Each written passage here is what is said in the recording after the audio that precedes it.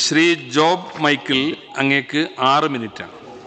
Sir, 2024-25 വർഷത്തേക്കുള്ള ബഹുമാനായ കേരളത്തിൻ്റെ ധനകാര്യ വകുപ്പ് മന്ത്രി ശ്രീ KN ബാലഗോപാൽ അവതരിപ്പിച്ച ഈ ബജറ്റിനെ ഞാൻ പിന്തുണയ്ക്കുകയും അംഗീകരിക്കുകയും ചെയ്യുകയാണ്. സാർ, 2024-25 വർഷത്തെ ബഡ്ജറ്റിൻ്റെ പ്രസംഗത്തിൽ ആമുഖത്തിൽ പറഞ്ഞിരിക്കുന്നത് കേരളത്തിൻ്റെ സമ്പദ്ഘടന ഒരു സൂര്യോദയ സമ്പദ്ഘടനയായി മാറിക്കൊണ്ടിരിക്കുന്നു എന്നാണ് പറഞ്ഞത്.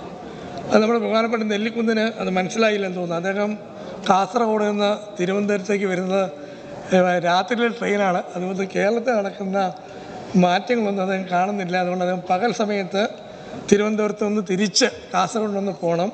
അപ്പം നമ്മുടെ മലപ്പുറം ജില്ലയിലും എറണാകുളം ജില്ലയിലും കൊല്ലം ജില്ലയിലും തിരുവനന്തപുരം ജില്ലയിലും അവിടുന്ന് അങ്ങോട്ട് പാലക്കാടും തൃശ്ശൂരും ഒക്കെ നടക്കുന്ന മാറ്റങ്ങൾ കണ്ടെത്താൻ പറ്റും.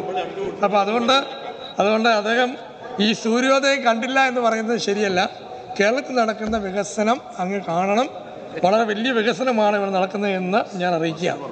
അതോടൊപ്പം തന്നെ ഈ വാചകം സത്യമാണ് എന്ന് നമ്മളെ സാമ്പത്തിക വളർച്ച പരിശോധിച്ചാൽ മനസ്സിലാവും.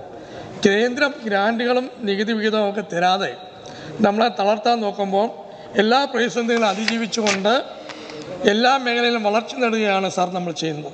സാർ, കേന്ദ്ര സർക്കാർ നടത്തുന്ന ശത്രുതാപരമായ സമീപനം, ആ സമീപനത്തെ പിന്തുണയ്ക്കുന്ന രീതിയാണ് സാർ ഇന്ന് കേരളത്തിലെ പ്രതിപക്ഷം ചെയ്യുന്നത്.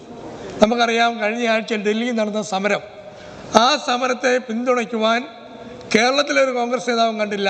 പക്ഷേ അഖിലേന്ത്യാ കോൺഗ്രസിൻ്റെ പ്രസിഡന്റ് പറയുന്നു കേരളത്തിൻ്റെ ആവശ്യം ന്യായമാണ് എന്ന് പറയുന്നു. കർണാടക മുഖ്യമന്ത്രി പറയുന്നു കോൺഗ്രസിൻ്റെ മുഖ്യമന്ത്രിയാണ്, അദ്ദേഹം പറയുന്നു കേരളം കേന്ദ്രത്തിൽ നടത്തുന്ന സമരം ന്യായമാണ്. ഇതൊന്നും കാണാൻ കേരളത്തിലെ കോൺഗ്രസിൻ്റെ നേതാക്കന്മാർ കണ്ണില്ല. ഞാനൊരു കാര്യം പറയാൻ ആഗ്രഹിക്കുന്നു. നമുക്കറിയാം, 2022-23 സാമ്പത്തിക വർഷത്തിൽ 6.6% ആഭ്യന്തര ഉൽപ്പാദന വളർച്ച നേടാൻ നമുക്ക് സാധിച്ചു. കേന്ദ്ര സർക്കാരിൻ്റെ പുതുക്കിയ ബഡ്ജറ്റ് പ്രകാരം 2023-24 ധനക്കമ്മി GDP-യുടെ 5.8% ആണ്. പക്ഷേ നമുക്കിവിടെ നമ്മുടെ ധനക്കമ്മി GDP-യുടെ 3.4% മാത്രമാണ്. അതുപോലെ തന്നെ കേന്ദ്ര സർക്കാർ മൊത്തം കടം GDP-യുടെ 58.1% പൊതുകടം. എന്നാൽ നമുക്കത് 34.15% മാത്രമാണ്. അപ്പം നമുക്കറിയാം, മന്തുള്ളവൻ ഒരാളെ മന്തില്ലാത്തവരെ മന്ദകാല എന്ന് വിളിക്കുന്ന പോലാണ് കേന്ദ്ര സർക്കാർ ചെയ്യുന്നത്. ഇവിടെ സൂചിപ്പിച്ചല്ലോ, ഇവിടെ കിഫ്ബിയുടെ പ്രവർത്തനം കൊണ്ടാണ് ഇവിടെ വിഷയങ്ങളുണ്ടാകുന്നത്. ഞാൻ ചോദിക്കട്ടെ, 140 നിയോജകമണ്ഡലത്തിലും കിഫ്ബി വഴി നടക്കുന്ന എത്രയോ ബൃഹത്തായ പദ്ധതികൾ MLA-മാരായി നമ്മൾ ഏറ്റെടുത്തിരിക്കുന്നു. അതിൻ്റെ പ്രവർത്തനം വേണമെന്ന് എത്രയോ സബ്മിഷനിലൂടെ നമ്മളിവിടെ ചോദിക്കുന്നു. ഇതൊക്കെ കണ്ടില്ലെന്ന് നടിച്ചുകൊണ്ട് ഈ വെറുതെ ഒരു പ്രസംഗത്തിന് വേണ്ടി പ്രസംഗിക്കുന്ന അംഗങ്ങളോട് ഞാൻ ചോദിക്കട്ടെ, കേരളത്തിൻ്റെ വളർച്ച നമ്മൾ മനസ്സിലാക്കണം. നമുക്കറിയാം, നടപ്പ് വർഷം 200 കോടി രൂപയുടെ കുറവാണ് വായ്പാ പരിധി നമുക്ക് വരുത്തിയത്. എന്നാൽ കേന്ദ്ര ഗവൺമെൻറ് കിഫ്ബി മാതൃകയിൽ രൂപീകരിച്ച NHAI എടുത്ത loan 2.770 lakh crore of budget വായ്പയായി കടത്തിൽ ഉൾപ്പെടുത്തിയിട്ടില്ല. പക്ഷേ കേരളം എടുക്കുന്ന കടങ്ങൾ ബഡ്ജറ്റിൻ്റെ ഭാഗമാക്കുന്നത് വളരെയധികം ക്രൂരമാണ് സാർ. അതായത് കേന്ദ്ര ഗവൺമെൻറ് കേരളത്തെ സാമ്പത്തികമായി ബുദ്ധിമുട്ടിക്കാനും കിഫ്ബിയെ തകർക്കാനും ചെയ്യുന്ന നീക്കമാണ് സാർ. 2024-25 വർഷത്തെ ബഡ്ജറ്റിൽ സംസ്ഥാനത്ത് 1,38,655 കോടി രൂപയും 1,84,327 കോടി രൂപ ചെലവുമാണ് പ്രതീക്ഷിക്കുന്നത്. കേന്ദ്ര സർക്കാരിന് ലഭിക്കാനുള്ള പണം അത് നമുക്ക് കൃത്യമായി ലഭിച്ചാൽ കേരളത്തിൻ്റെ വികസനങ്ങളൊക്കെ കൃത്യമായി നടന്നു പോകേണ്ടതാണ് സാർ.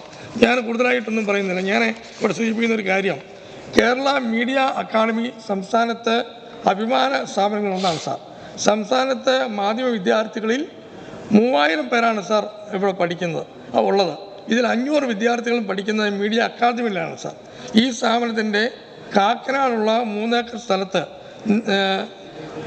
പ്രധാന കെട്ടിടം പൊളിച്ച് കൊച്ചി മെട്രോയുടെ 3ാം ഘട്ടത്തിൻ്റെ ഭാഗമായി പൂർണ്ണമായി പൊളിച്ചെടുത്തിരിക്കുകയാണ് സാർ. ഈ സ്ഥാനത്ത് പുതിയൊരു കെട്ടിടം വരേണ്ടത് സംസ്ഥാനത്തിൻ്റെ ആവശ്യമാണ്. അക്കാദമിയുടെ 75 സ്ഥലത്തോളം പില്ലറുകളും സ്ഥാപിക്കുകയും പുതിയ റെയിൽപാത മുകളിലൂടെ പോവുകയും ചെയ്തു. 3 ഏക്കർ ശേഷിക്കുന്ന സ്ഥലത്ത് പുതിയ ഒരു കെട്ടിടം നിർമ്മിക്കുന്നതിനുള്ള പ്ലാൻ ഇതിനോടകം തയ്യാറായിട്ടുണ്ട്. എന്നാൽ ഇതിൻ്റെ നിർമ്മാണം നടക്കുന്നതിന് സംസ്ഥാന സർക്കാർ തീരുമാനം ആവശ്യമാണ്.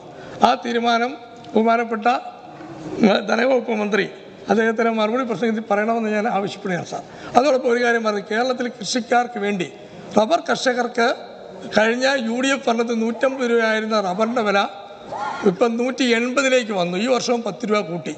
പക്ഷേ 180 രൂപ എന്ന് പറയുന്നത് കുറച്ചുകൂടെ കൂട്ടണം എന്നുള്ള ഒരാവശ്യം ഞങ്ങൾക്കുണ്ട് സാർ.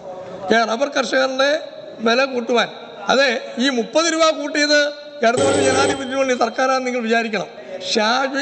ഷാഫി ഒരു കാര്യം ഞാൻ പറയാം, UDFൻ്റെ കാലത്ത് 150 രൂപയായിരുന്നത് അത് വഴങ്ങത്തില്ല. 150 രൂപ ആയിരുന്നത് 180 ആക്കിയെങ്കിൽ 30 രൂപ കൂട്ടിയപ്പോൾ ആ 150 രൂപയുടെ എത്ര ശതമാനമാണ് നിങ്ങൾ കണക്കാക്കിയാൽ മതി.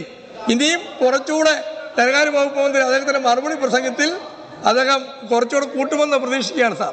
അതോടൊപ്പം നെൽകൃഷിക്കാർക്ക് വേണ്ടി കുട്ടനാട് പാക്കേജിൽ കൂടി 100 കോടി രൂപ അനുവദിച്ചിട്ടുണ്ട് സാർ. നെൽകൃഷിക്കാർക്ക് എല്ലാ രീതിയിലും പ്രോത്സാഹനം നൽകുന്ന, അവരെ പരിപാലിക്കുന്ന ഒരു ഗവൺമെന്റാണ് സാർ. തീർച്ചയായും ഈ സർക്കാരിന്റെ ഈ നല്ല ബഡ്ജറ്റിനെ ഒരിക്കൽ കൂടി അനുകൂലിച്ചുകൊണ്ട് ഞാൻ എൻ്റെ വാക്കുകൾ നിർത്തുകയാണ് സാർ.